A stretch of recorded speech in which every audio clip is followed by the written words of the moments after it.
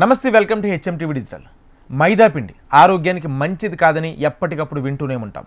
కానీ మైదా పిండిని తినడం మాత్రం తగ్గించరు. స్వీట్స్ నుంచి హాట్స్ వరకు మైదాతో రకరకాల ఐటమ్స్ తయారు చేస్తుంటారు. కేక్స్, కాజాలు, పరోటా, రుమాళీ రోటీ, జిలేబీ, బొబ్బట్లు, బ్రెడ్ మొదలైన పిండి వంటల్లో మైదాను ప్రధానంగా ఉపయోగిస్తారు. ఇవి తినడానికి రుచికరంగా ఉన్నా ఆరోగ్యానికి అస్సలు మంచివి కావు.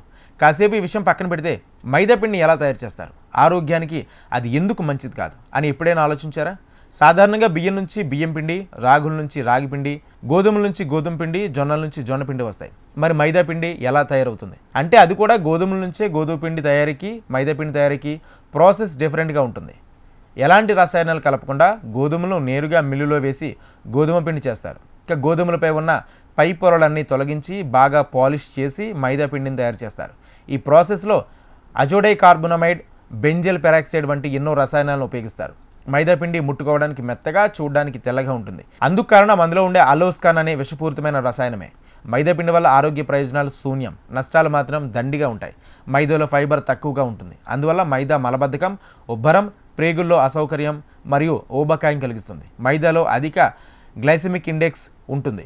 ఇది టైప్ 2 డయాబెటీస్కు దారితీస్తుంది. మైదాలో అధిక గ్లైసెమిక్ ఇండెక్స్ ఉంటుంది. ఇది టైప్ 2 డయాబెటీస్కు దారితీస్తుంది. అందువల్ల మధుమేహం లేదా ప్రీ డయాబెటిక్ ఉన్నవారు మైదాను అస్సలు సిఫార్సు చేయకూడదు. అంతేకాకుండా మైదా పిండిని నిత్యం లేక అధికంగా వాడడం వల్ల గుండె జబ్బులు, కిడ్నీలో రాళ్లు ఏర్పడడం వంటి సమస్యలు కూడా తలెత్తుతాయి.